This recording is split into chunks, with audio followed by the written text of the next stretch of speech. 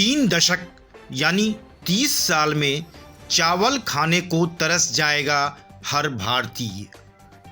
अमेरिकी शोधकर्ताओं ने की है यह भविष्यवाणी।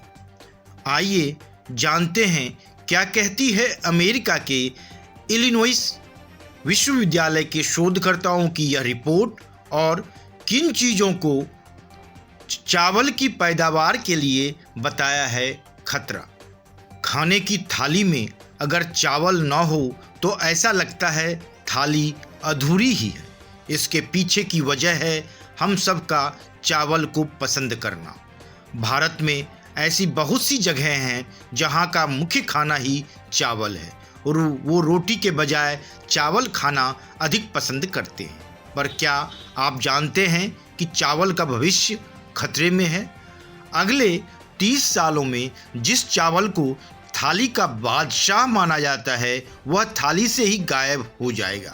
यानी इन वर्षों में चावल की पैदावार इतनी कम हो जाएगी कि हम सब थाली में चावल को देखने के लिए भी तरस जाएंगे। जी हाँ, ऐसा हम नहीं, एक अध्ययन में यह तथ्य सामने आया है और अध्ययन किया है अमेरिका के इलिनॉइस विश्वविद्यालय के शोधकर्ताओं ने यह शोध बिहार स्थित नॉर्मन बोरलॉग संस्थान के चावल उत्पादन केंद्र में किया है और शोध का मकसद था साल 2050 तक चावल की पैदावार और पानी की मांग का अनुमान लगाना।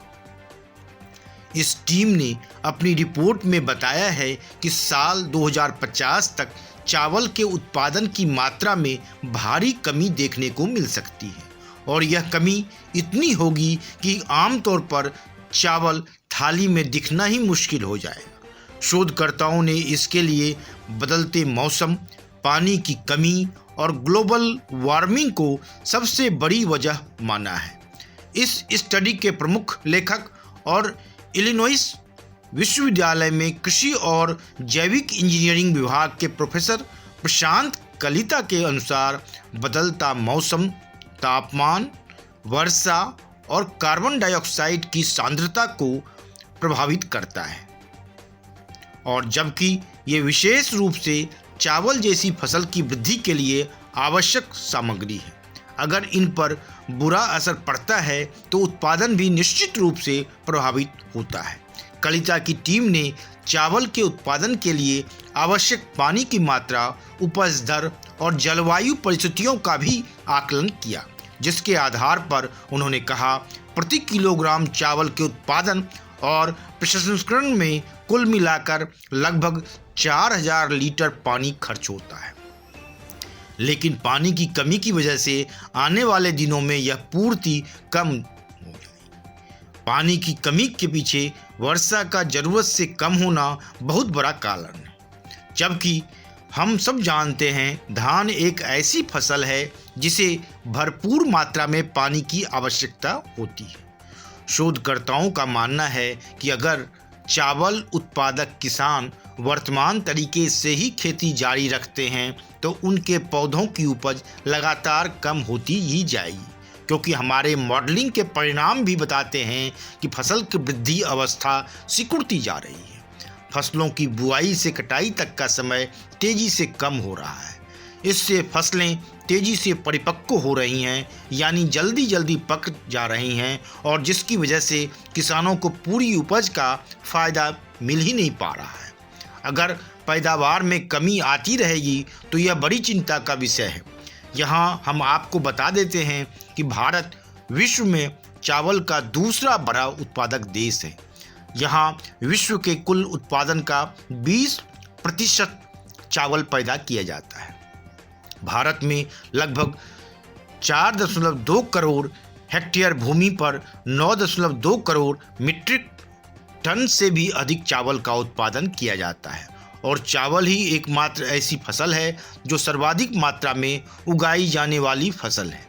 भारत के छत्तीसगढ़ में कंठई बांको, उड़ीसा में मेहर, सरीफुल, डनवार, कर्नाटक में आतिकाया और कर्नाटक में ही कारी भट्ट जैसे औषधि चावल की किस्में भी उगाई जाती हैं। ये किस्में इन राज्यों में आमतौर पर देखने को मिलती हैं। कुछ और भी किस्में हैं जिनकी पैदावार केरल के कुछ हिस्सों में होती है। हालांकि राजस्थान सहित कुछ अन्य राज्यों में बासमती चावल की कई किस्मों की पैदावार अच्छी खासी मात्रा में होती है।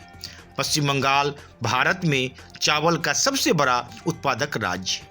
इसके बाद उत्तर प्रदेश, आंध्र प्रदेश और पंजाब जैसे राज्य इस श्रेणी में आते हैं। अब आप सोच रहे होंगे कि शोधकर्ताओं ने उत्पादन गिरने के कारण तो बता दिए हैं, लेकिन क्या कोई ऐसा उपाय भी सुझाया है जिससे गिरते पैदावार को रोका जा सकता है? आप बिल्कुल ठीक सोच रहे हैं। शोधकर्ताओं ने पता लगाया है कि चावल उत्पादन करने वाले किसान जलवायु परिवर्तन के प्रभावों से निपटने के लिए कैसे अनुकूल हो सकते हैं। शोध टीम ने इसके लिए कुछ जरूरी सुझाव दिए हैं। अगर उन पर अमल किया जाए तो चावल की पैदावार को काफ़ी हद तक बरकरार रखा जा सकता है। शोधकर्ताओं का मानना है कि मृदा संरक्षण के लिए न केवल आधुनिक तकनीक का प्रयोग करना होगा, बल्कि फसल के समय अपशिष्ट को सीमित करने का भी विशेष ध्यान देना होगा। ब्यूरो रिपोर्ट, वनडे मैट्रम्स।